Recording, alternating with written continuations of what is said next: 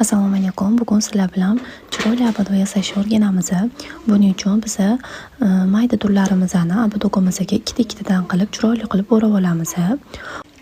Abadogimiz yana ham chiroyli chiqish uchun unga bandik yasab olamiz. Sim yordamida tekis qilib, sanab boshlanishiga yetdi. Shunday qilib kamayib ketaveradi. Oddiy shunchaki durra ustidan yasab qo'ysanglar ham bo'ladi. Ozgina o'zgartirish kiritdim.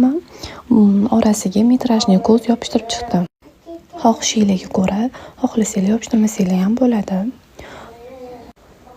Ko'zlarimizni yopishtirishdan oldin uzun kalta qisqa qilib kesib olamiz, mo'ljallab, shunga moslashtirib, to'g'irlab hammasini kesib olamiz. Bandigimizni orasiga kley surib olamiz. Kley surganimizdan keyin metrajli ko'zlarimizni yopishtirib chiqamiz. Birin-ketin uzun kalta qilib yopishtirib chiqamiz, tepa qismidan boshlab.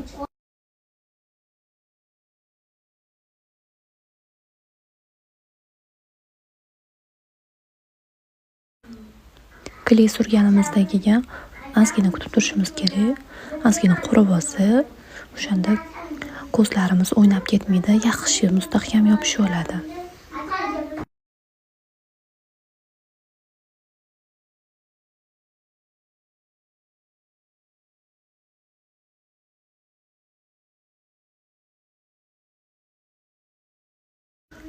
Mana ko'zlarimizni ham yopishtirib oldik. Menda qolgan setka bor edi.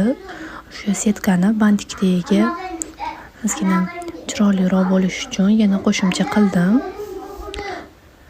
Aytib o'tganimdek, u xohishingizga qarab abadoni o'zingiz o'zgartirsanglar bo'ladi. Bundan ham boshqacharoq qilsanglar ham bo'ladi. Endi abadogimizni olamiz. O'rtasiga metrajli ko'z yopishtirib chiqdim men. Yana ham chiroyli bo'lsin, bir-biriga uyg'unlashsin deb yopishtirib va yasab olgan bandigimizni abadogimizga qotiramiz. Ana abadogimiz ham tayyor.